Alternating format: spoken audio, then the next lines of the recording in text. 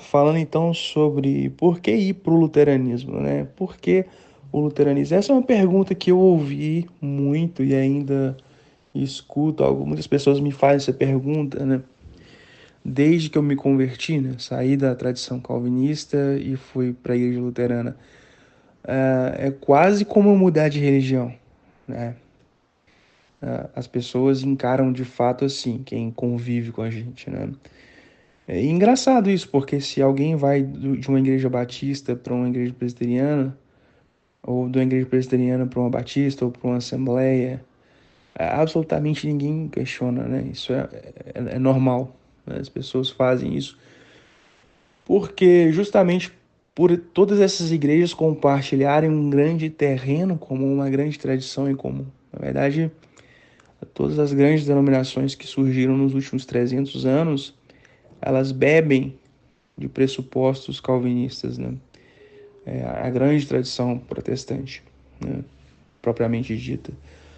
E então, daí vem aquela eterna discussão, né? Tu é calvinista ou arminiano?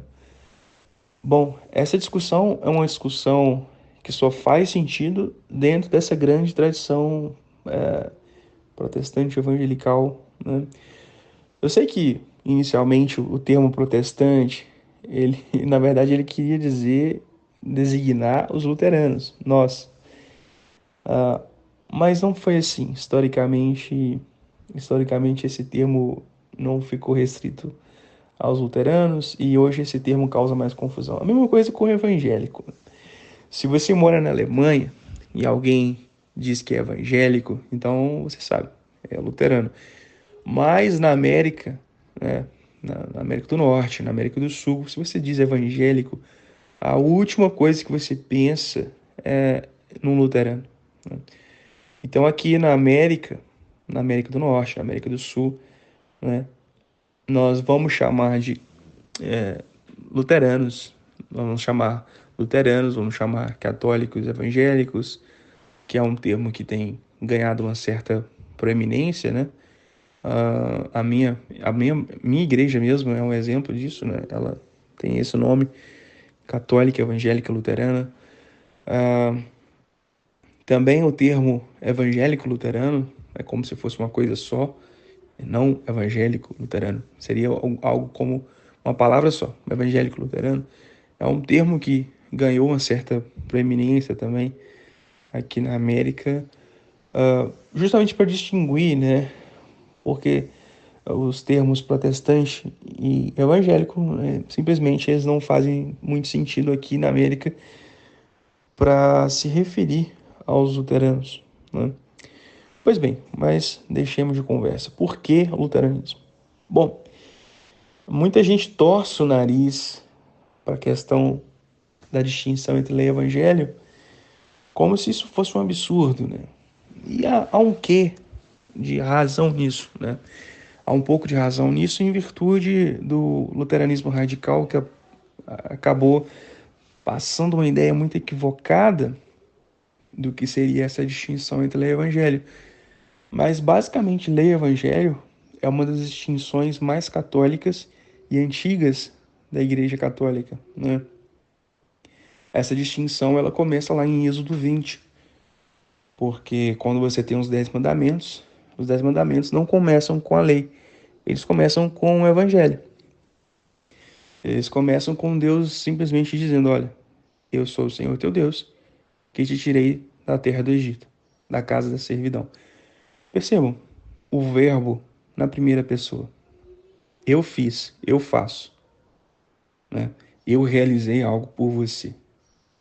A partir de então, no verso 3 começa: não terás outros deuses diante de mim. Olha que mudança verbal, né? A mudança gigantesca que tem do versículo 2 para o versículo 3. Versículo 2, você tem um verbo no passado em primeira pessoa. A partir do verso 3 em diante, até o final da lista dos 10 mandamentos, você tem o imperativo: não terás outros deuses, não farás para ti imagem de escultura, não te encurvarás a elas, né? Não tomarás o nome do Senhor teu Deus em vão. Lembra-te do dia, o sétimo dia é para o sábado, né? Ele diz lá, não farás nenhuma obra, nem tu, nem teu filho, nem tua filha, etc, etc, etc.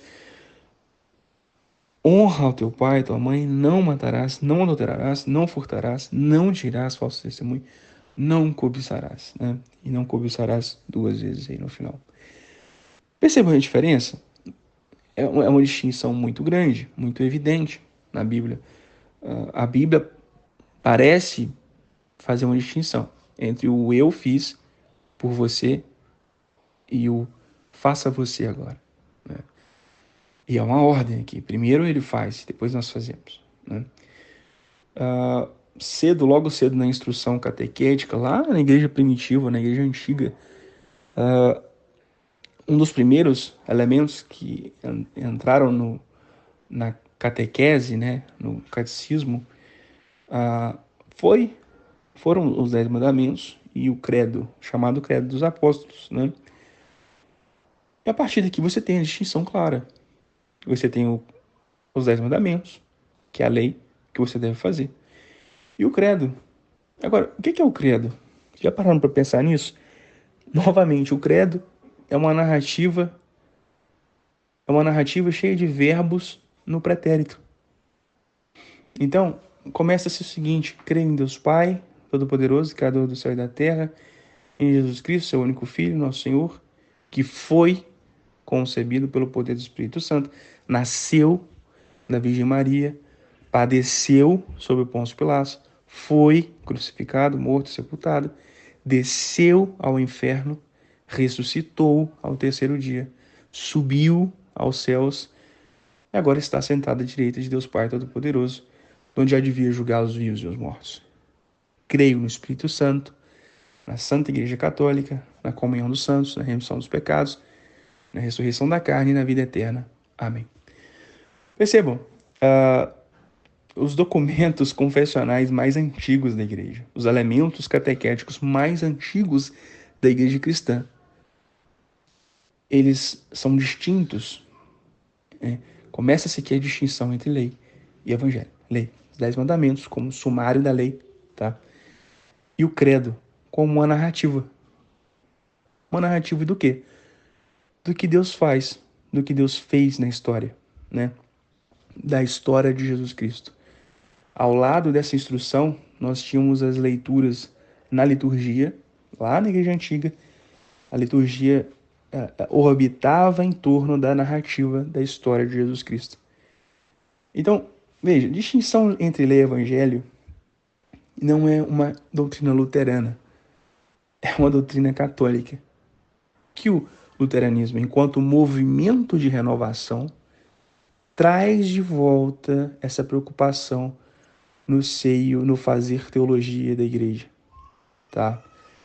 Vejam, meus amigos, é assim que nós devemos entender o luteranismo, como um movimento de renovação dentro da igreja católica, né? Percebeu-se que a igreja católica estava correndo o risco de deixar de ser católica. E aí, a gente tem o servo de Deus, Beato Martinho Lutero, trazendo essa distinção à tona. E, como consequência disso, né, você tem uma ênfase maior nos meios de graça. Na Sagrada Eucaristia, no Santo Batismo, essas coisas estavam cheias de nós, de tralhas em volta delas, cheias de amarras, né? A própria visão do batismo míope, pequena, né? Agora ela acende. Quando você vai para a igreja luterana, o tempo todo luteranos estão falando de batismo, né? Porque nós entendemos que nós vivemos o batismo. O batismo é algo que não foi feito uma vez, mas ele, você é batizado. Você simplesmente não foi batizado, mas você é batizado, né? E a mesma coisa com a Sagrada Eucaristia, logo a missa luterana se torna uma missa vigorosa, uma missa reverente e bem celebrada, e muito melhor celebrada do que estava sendo celebrada naquela época, na maioria dos lugares.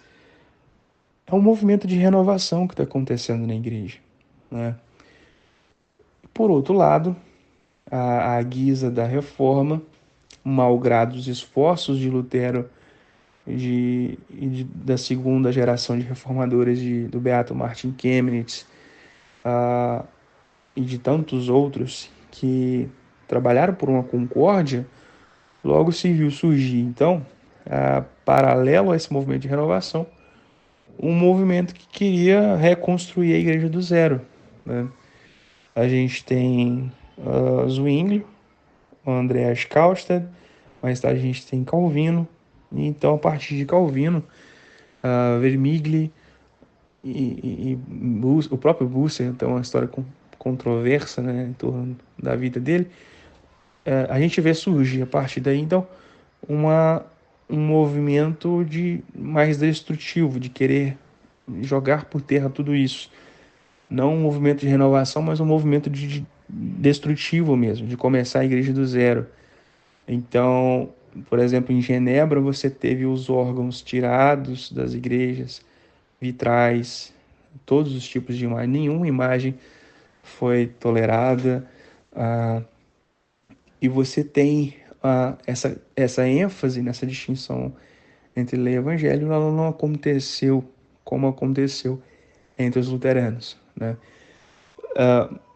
De forma que a reforma, com muitas aspas aí nessa palavra, promovida por esses grupos, ela não é tanto a partir de um princípio de renovação, mas ela é uma reforma meio que legalista, né? A gente tem uma Bíblia, como se Deus tivesse deixado uma Bíblia e não uma igreja. E a gente sabe que não foi assim. Primeiro veio a igreja, depois a Bíblia. E a partir daí a gente vai conferir na Bíblia que a gente deve fazer, o que a gente não deve fazer. Bom, isso é uma postura muito legalista, né? É uma postura mesmo manualística. Encara a Bíblia como se fosse um manual de liturgia, um manual de política, etc. Então, você tem um movimento aí muito nocivo para a igreja, que vai gerar, né, esse grande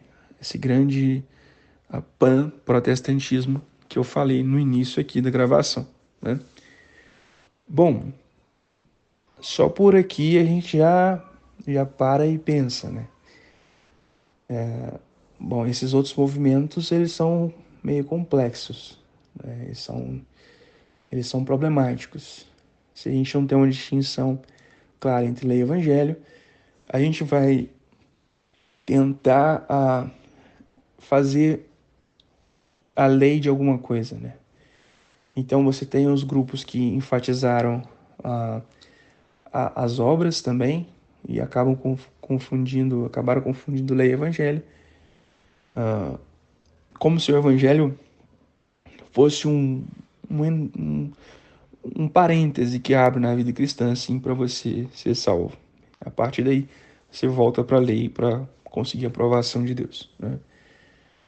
E, e tem os grupos que vão enfatizar isso não por meio de obras, mas por meio de experiências místicas, estáticas, né?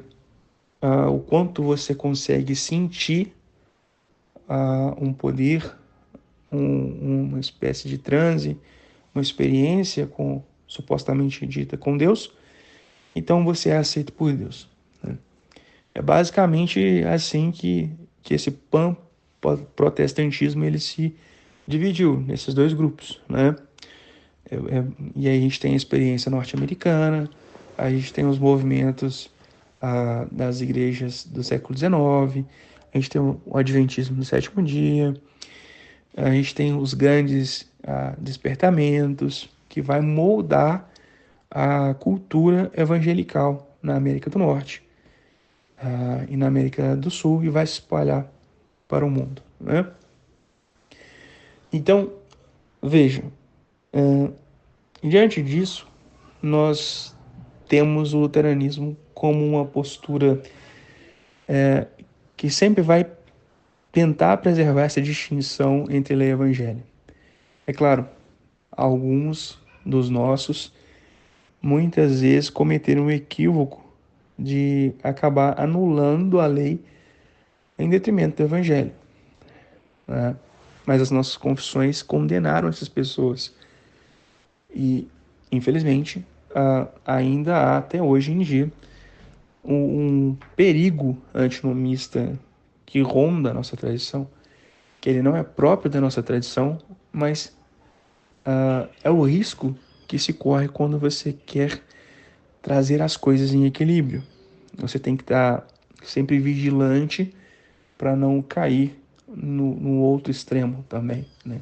E rejeitar a lei. É o caso de autores como Gerhard Ford, Steven Paulson, Oswald Bayer,